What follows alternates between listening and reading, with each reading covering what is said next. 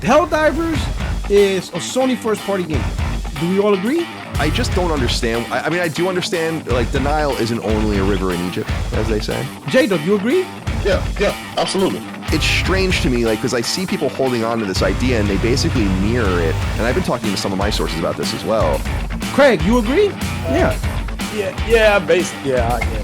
Okay, cool. With this Helldivers 2 rumor, where it's like, well, it's happening to you too. And I'm like, Helldivers 2 isn't going to Xbox. Helldivers 2 isn't going to Xbox. Yo, wait, what? Nixus is playing the game. Why would they do that? It is what it is. This will be my last PlayStation. Thank you all for fucking up the brand. Fuck off.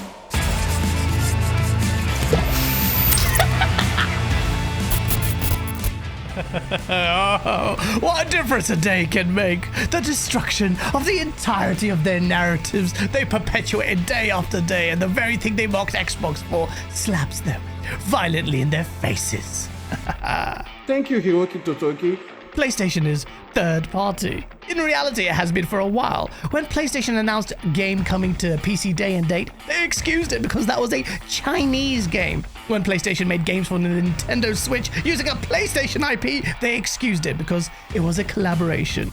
But this time, the PlayStation folks have nowhere to run because they fought tooth and nail in arguing in favor of Helldivers 2 being a PlayStation first-party game. Don't take my word for it. Take a look at Nibs, expressly confirming it's a first-party game. They were so desperate to claim a halfway decent multiplayer game as their own, they were tripping over themselves to declare it first-party.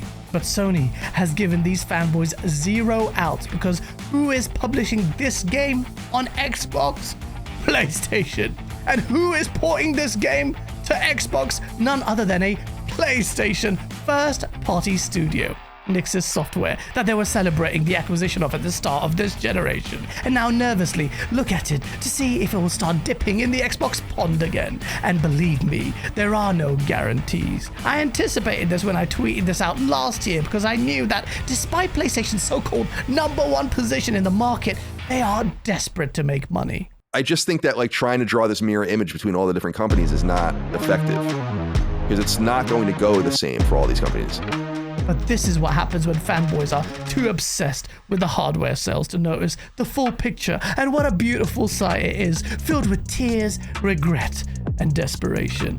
What I give a fuck about is exclusivity. For almost 2 years, the highlight of PlayStation fanboys hasn't been the conservative sprinkling of PlayStation games and exclusives they've been getting. No. It's the fact that Xbox games are coming to PlayStation. Having made this a feature of their narrative and sole reason for existence, this latest development comes a day after Xbox's mass layoff catastrophe. They didn't even get a chance to enjoy the misery of others for more than 24 hours. The most incredible gaming cockblock of 2025. So bad that it caused serial PlayStation guzzlers Persona and Jay Barry to leave Twitter entirely.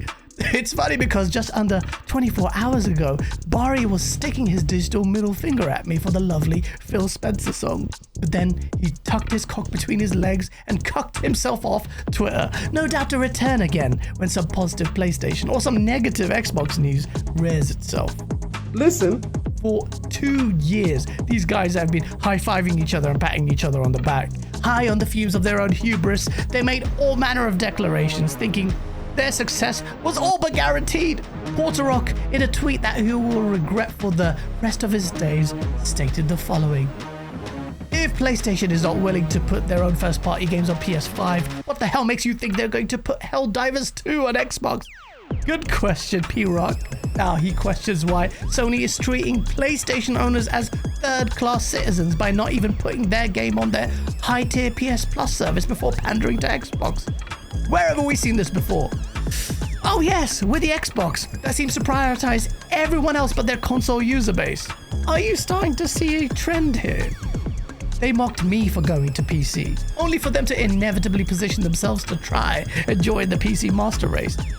M has been taking the piss out of PC gamers for ages. This guy's esophagus is literally connected to PlayStation, so for him to cry in this fashion is glorious. Listen, I didn't buy a PlayStation to have a third-party box. No, I could have stuck with my PC. I already had a PC. Declaring PlayStation to be dead.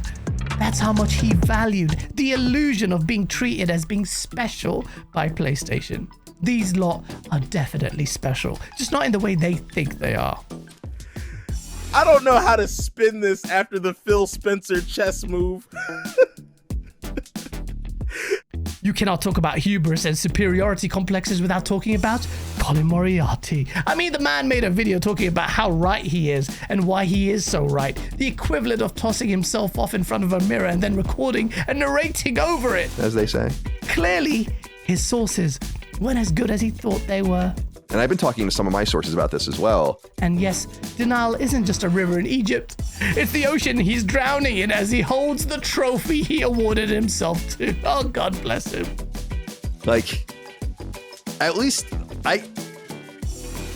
Regurgitating the basic PlayStation points, but redressed in a manner that fools others into thinking he's asking these questions in earnest. What could PlayStation possibly be gaining by selling to an audience that buys few games, he asks. Why throw a lifeline to a struggling competitor? Why create PR and marketing issues for low revenue, he asks. This consumer last attitude is fascinating and has defined Colin's approach to all things Xbox when it comes to his line of questioning, but hopefully he can get his answers from Sony whilst he carries on talking about how unsustainable Game Pass is. The last thing this universe needs is another Nibs. What's your name, mate? Nibs. Nibs. Unfortunately, we've got something worse, a Temu edition of him in the form of William Aguilar. Yeah. Just like Nibs, he thinks the higher the word count, the more valid the point he's making. I don't think this person is real. There's no way someone can be this insane. This guy even manages to make Nibs look sensible. He made a public announcement compelling all PlayStation fans concerned about the possibility of PlayStation going full third party to voice their concerns politely, civilly, and with constructive criticisms to the executives at Sony. They do listen to consumer feedback, he urges them, and tells them not to harass these individuals, followed by a shit ton of tags and hashtags. And then tagging every PlayStation executive. Hashtag Hiroki Totoki. Hashtag Herman Hulst. Holy. Look, we all get things wrong. And sometimes we get things right.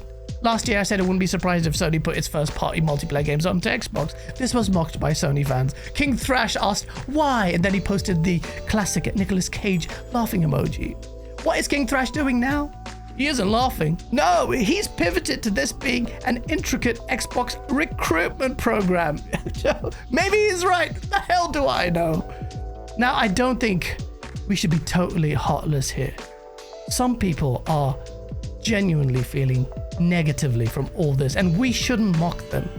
Like this guy who says he's scared after Portrog said, more PlayStation games will come to Xbox. Don't be scared, my child.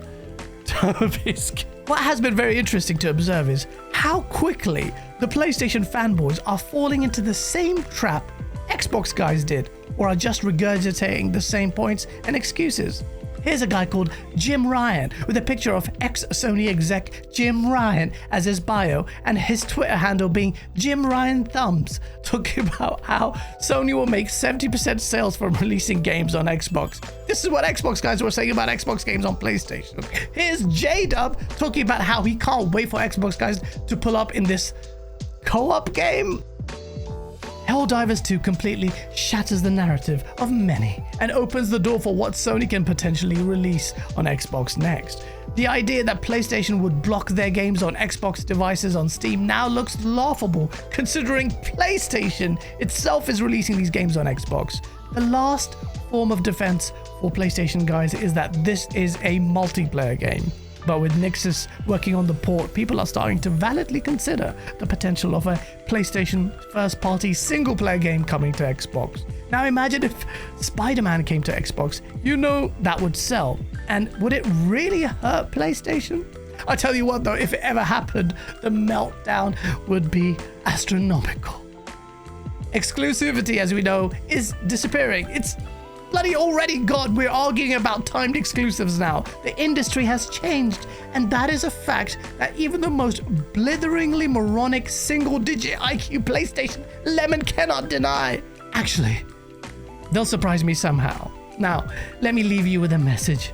Hit the like button, subscribe, and know that PlayStation is third party.